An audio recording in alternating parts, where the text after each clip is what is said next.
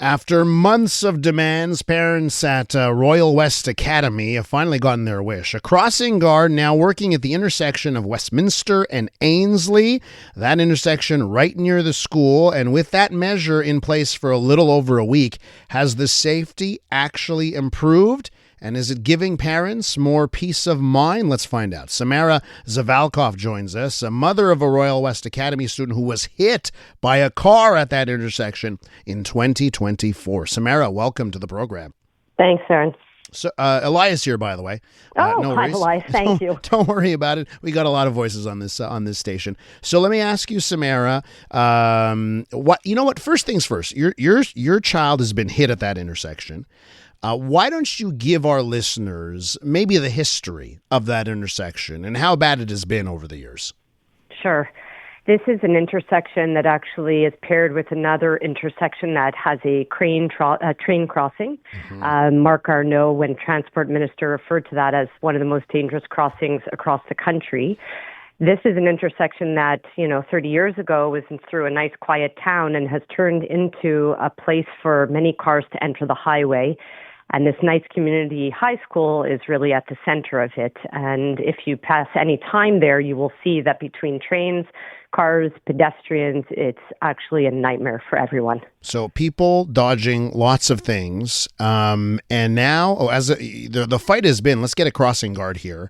And there were so many technicalities, right? Well, you're not actually in Quebec. You can't have a crossing guard near a high school. It needs to be an elementary school. I remember having a discussion with you on that, right? Exactly. I remember very well, and we both thought it was quite crazy that crossing guards couldn't be assigned based on dangerosity and need, because we know that children in high school fall in the transport code as children. They're often 12 years old in Sec 1, and children who are younger often go with a parent or a guardian in hand to school, whereas high schoolers, by their developmental status, are distracted or busy with friends, and this corner happens to be, for even the most safe, careful person, extremely unsafe. So what changed here? What happened behind the scenes? What do you think finally made the case to get a crossing guard here?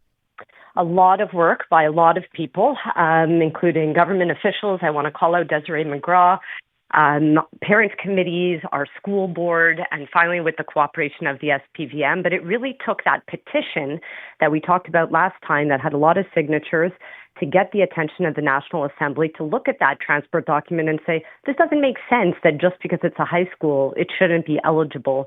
And then with that argument, the SPVM did assign Colin, who is our new crossing guard, to the corner. So how's it been the last week? Problem solved?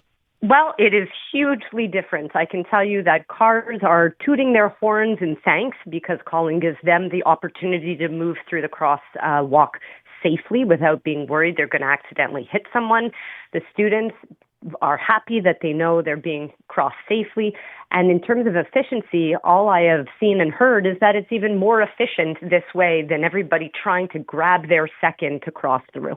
Yeah, so that's what's changed here, right? Instead of like everyone for themselves, cars and pedestrians alike, now this cross guard is basically directing, okay, it's car time now. Okay, now it's time for pedestrians, right? Exactly. We have a coordination instead of a free-for-all.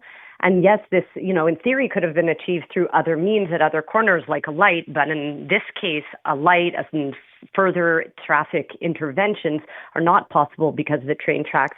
So from the beginning, it has seemed to me that having that human do that direction would be the solution, and it's working really well. So it seems to me over the last little while, I've had discussions with, former mayors of Montreal West and on about this intersection because like you said, Mark Garneau, the late great Mark Garneau, this is like one of the most dangerous intersections in the whole country. And there have been plans. Okay, we're going to redo the intersection. We're going to put in this concrete. We're going to figure it out this way. We're going to change the lanes, right? All of that talk, do you think that actually it is as simple, perhaps, of just having that human there, a real person to direct people? I really think so, Elias. Honestly, all those changes have been evaluated, and the city has committed to doing another traffic evaluation, which is going to take time. And if they agree to any changes, those are going to take more time, which is why we're very worried that the commitment for this crossing guard is only till the end of June for the school year. And most of us involved in this work for the last year and a half feel very concerned that come September, we're going to be in the same spot. Anything surprise you over the last week? No, I think it's really gone as expected. And I think many of us knew it would go this way and are pleased, even though it took longer than we had hoped, that we are finally there. But we got to find a way to keep that crossing guard in place so we're not back on the show next September with you talking about yet another Royal West student or another pedestrian having been injured at this same corner. Crossing guard there, both morning rush and afternoon rush? That's how it's working? Exactly. Gotcha. And then, I think you mentioned some of the motorists here being happy about the situation because it lets, when they get to move more efficiently here. Anything on the motorist side that you'd like to add? I would just say that there was a lot of car honking in joy and pleasure on that first morning. I have friends and colleagues who live in that neighborhood who feel relief because in both accidents, Charlie's as well as the two young girls who were hit in the last few months, of course the driver had no intention of hitting them and was trying to be careful and stopped at the stop sign, but with all the other system factors, was still in a position to do harm. No one wants to be put in that position to hurt a child. Samara, we'll leave it there. Thanks for the update. Appreciate your time. Thank you, Elias. Have a great day. Samara Zavalkoff there, mother of a Royal West Academy student who was hit there at that intersection in 2024. The newest tracks. Let's go.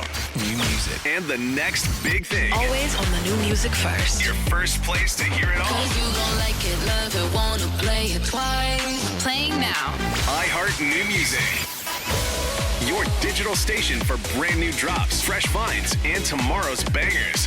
I think we need something new. Discover iHeart New Music. Always fresh, always first. Stream now on the free iHeartRadio app.